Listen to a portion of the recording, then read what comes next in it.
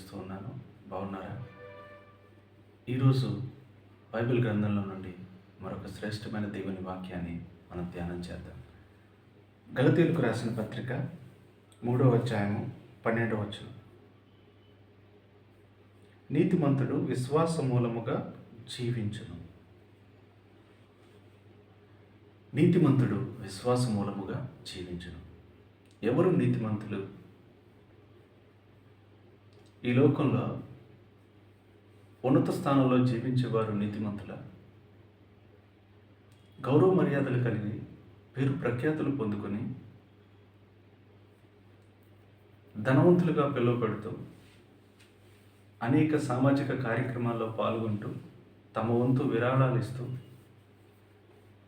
తాము అధిక ధనవంతులుగా కనబడుతూ అనేక చోట్ల తరచూ కనబడుతూ ఉండేవారు. గొప్పగా పేరు ప్రఖ్యాతులు పొందినవారు వాళ్ళు నీతిమంతుల. నీతిమంతులు ఎవరంటే ప్రభు అయిన యేసుక్రీస్తు రక్తము ద్వారా కడుగబడి పాప క్షమాపణ పొందుకొని ఆయన ఇచ్చినటువంటి పిలుపుకు తగిన జీవితం జీవించేవారు నీతిమంతులు. ఆయన రక్తము ద్వారా నీతిమంతులుగా తీర్చబడిన వారే నీతిమంతులు. ఈ లోకంలో పేరు ప్రఖ్యాతులు పొందినవారు కాదు. తమ మట్టుకు తామే నీతిమంతులుగా చెప్పుకునేవారు నీతిమంతులు కాదు. బైబిల్ గ్రంథం తెలియజేస్తుంది, నీతిమంతుడు లేడు, ఒక్కడూ లేడు. ఏ భేదము లేదు. అందరూ పాపం చేసి దేవుడు అనుగ్రహించే మహిమను పొందలేకపోతున్నాడు. అలా దేవుడు అనుగ్రహించేటటువంటి మహిమను పొందలేక అపరాధములోను పాపములోను ఈ లోక శరీర సంబంధమైన కార్యాల్లో మునిగి తేలుతూ ఉండేవారు ఎలా నీతిమంతులుగా ఉంటారు? ఏ విధంగా నీతిమంతులుగా తీర్చబడతారు? పరిశుద్ధులుగా కనబడతారు? గమనించండి, నీతిమంతుడు ఎవ్వరూ లేరు. ఈ లోకంలో ఏ ఒక్కరూ నీతిమంతుడు కూడా కాదు. ప్రభువు ఒక వ్యక్తిని నీతిమంతుడుగా తీరుస్తాడు. ప్రభు అయిన యేసుక్రీస్తు ఒక వ్యక్తి జీవితాన్ని నీతికి సాధనంగా నిలబెడతాడు. గమనించండి, నీతిమంతుడు విశ్వాస మూలముగా జీవించనని బైబిల్ గ్రంథం తెలియజేస్తుంది కదా. అబ్రహాం దేవుణ్ణి నమ్మెను, అది అతనికి నీతిగా ఎంచబడిన. చూడండి, దేవుణ్ణి నమ్మితే అది మనకు నీతిగా ఎంచబడుతుంది.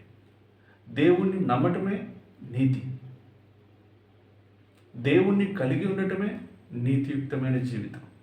దేవుని కోసం జీవించటమే విశ్వాస జీవితం. విశ్వాసం లేకుండా ఏ ఒక్కడు దేవునికి ఇష్టడై ఉంట అసాధ్యం. ప్రియ సహోదరుడా, నీలో విశ్వాసం ఉందా? విశ్వాసము క్రియారూపకంగా ఉంటుంది. నువ్వు విశ్వాసం కలిగి జీవించాడు వాడివైతే నీలో క్రియలు స్పష్టంగా కనబడతాయి. దేవునికి సంబంధించిన క్రియలు, దేవుణ్ణి మహింపరిచే క్రియలు. క్రియలు లేని విశ్వాసం మృతమైంది. మరి నీతిమంతుడు విశ్వాస మూలంగా జీవించునని దేవుని గ్రంథం తెలియజేస్తుంది కదా. నీతికి సాధనంగా జీవించడానికి దేవుడిని నేర్పరచుకున్నాడని నువ్వు నమ్ముతున్నావు కదా. అనేకులు ఎదుట సాక్ష్యం చెప్తున్నావు కదా. మరి నీ విశ్వాస జీవితం సంగతి ఏంటి? దేవుని యందు విశ్వాసం కలిగి జీవిస్తున్నావా? దేవుణ్ణి మహింపరిచేటటువంటి విశ్వాస జీవితం నీవు కలిగి ఉన్నావా? చెప్పబడిన వాక్య భాగంలో ఉన్న విధంగా నీ జీవితంలో నువ్వు దేవుణ్ణి గణపరిచే వ్యక్తిగా ఉన్నావా?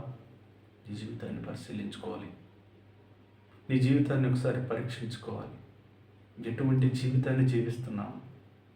ఏ విధంగా మనం దేవుణ్ణి మహింపరుస్తున్నాము? అబ్రహాము ఏ విధంగా దేవుణ్ణి మహింపరిచాడో తెలుసా? తన విశ్వాసం ద్వారా దేవుణ్ణి మహింపరిచాడు. తన విశ్వాసం ద్వారా దేవునికి తాను ఎంతగా దేవునికి లోబడుతున్నానో తెలియచేశాడు. ఎంతగా దేవుని కోసం తాను త్యాగం చేయగలనో తన కుమారుణ్ణి బలిగా అర్పించడానికి సిద్ధపడటం ద్వారా తెలియజేశాడు. అతడు దేవుణ్ణి ఎంతగా ప్రేమిస్తున్నాడు, అతడు దేవుని మీద ఎంతగా విశ్వాసం కలిగి ఉన్నాడు, దేవుణ్ణి ఎంత గొప్పగా తను భావించాడో తన కుమారుని బలి ఇచ్చే సందర్భంలో మనం చూడగలుగుతాం. ప్రియ సహోదరుడా, సహోదరి, అబ్రహాం జీవితం మనకు ఒక ఉదాహరణ. నీతిమంతుడు ఏ విధంగా ఉంటాడు, ఎలా ఉంటాడు, తెలియజేసేటటువంటి జీవితం అబ్రహాం జీవితం. అబ్రహాం గురించి ఎన్నో సందర్భాల్లో, ఎన్నో ప్రసంగాల్లో ఎంతగానో దేవుడు మనతో మాట్లాడినప్పుడు మనం విన్నాం. అయితే ఈరోజు అటువంటి నీతియుక్తమైన జీవితం మనం జీవిస్తున్నామా? అలాంటి నీతికరమైనటువంటి జీవితం మనం జీవిస్తున్నామా లేదా అనేది మనం పరిశీలన చేసుకోవాలి. అనుకోవద్దు, గొప్పగా నిన్ను గురించి నువ్వు చెప్పుకోవద్దు. నేను నీతిగా బ్రతుకుతున్నాను, నేను నీతిగా జీవిస్తున్నాను, నేను పరిశుద్ధంగా బ్రతుకుతున్నాను, ఏ తప్పు చేయటం లేదు, నేను ఎంతో చక్కగా క్రమంగా మందిరానికి వెళ్తున్నాను, ఎంతో గొప్పగా దేవుణ్ణి ఆరాధిస్తున్నాను, ఎంతో చక్కగా సేవలో మందిరం యొక్క పరిచర్యలో పాల్పంచుకుంటున్నానని గొప్పగా చెప్పుకుంటే సరిపోదు. ప్రతిదినం దేవుని ద్వారా నువ్వు నీతిమంతుడిగా తీర్చబడాలి. ప్రతి క్షణం దేవుని సన్నిధిలో నీ జీవితాన్ని నువ్వు పరిశీలించుకోవాలి. దేవుడే నిన్ను నీతిమంతుడిగా తీర్చాలి. నీ జీవితాన్ని ఆయన పరిశీలించి చెప్పాలి, నువ్వు సరిగా ఉన్నావు అని, నువ్వు భక్తి జీవితంలో స్థిరంగా ఉన్నావు అని. ప్రియ సహోదరుడా, సహోదరి, ఈ విషయాన్ని గమనించు. చాలామంది ఈ రోజుల్లో ఆత్మీయ అంధత్వంతో బాధపడుతున్నారు. తాము నీతిగానే జీవిస్తున్నాము, తాము దేవుణ్ణి మహింపరుస్తున్నాము, తాము ఎంతగానో భక్తి శ్రద్ధలతో జీవిస్తున్నామని తమను తామే మోసపరుచుకుంటూ జీవిస్తున్నారు. తమను తామే దేవునికి దూరం చేసుకుంటూ బ్రతుకుతూ ఉన్నారు. ప్రియ సహోదరుడా, సహోదరి, గమనించండి. నీతిమంతులుగా తీర్చబడాలంటే, నీతిమంతులుగా మనం ఉండాలంటే విశ్వాసం కలిగి జీవించాలి. విశ్వాస జీవితం మనలో ఉన్నదా? విశ్వాసం కలిగి మనం జీవిస్తున్నామా? మన జీవితాన్ని మనం పరిశీలన చేసుకోవాలి. మన జీవితాలను మనం పరీక్షించుకోవాలి. అలా మన జీవితాన్ని మనం పరీక్షించుకుంటే మనం విశ్వాసం మూలంగా జీవిస్తున్నామా లేదా అనేది మనకు అర్థమవుతుంది.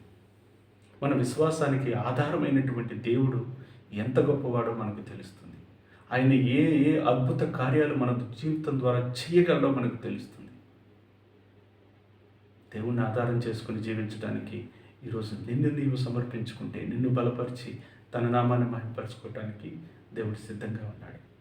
అటువంటి కృప దేవుడు నీకు దయచేయాలని కోరుకుంటూ ప్రార్థించేద్దాం. పరిశుద్ధుడైన తండ్రి, ప్రేమ కలిగిన యేసయ్యా, నీకు వందనాలు, స్తోత్రాలు. నీతిమంతుడు విశ్వాస మూలంగా జీవించును. విశ్వాసానికి ఆధారం క్రియలు కలిగిన విశ్వాసమే నిన్ను మహిమపరిచే విశ్వాసం.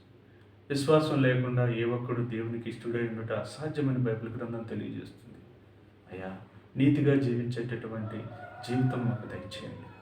నీ నామాన్ని మహింపరిచేటటువంటి జీవితం మాకు అనుగ్రహించమని, కృప చూపించమని, స్థిరంగా, ఆత్మీయంగా, బలంగా నీ కోసం సాక్షులుగా జీవించే జీవితం మాకు అనుగ్రహించమని, కృప చూపించమని యేసు నామములో ప్రార్థించుచున్నాము తండ్రి. ఆమేన్. దేవుని కృప మీ అందరికీ తోడై ఉండును గాక. ఆమేన్.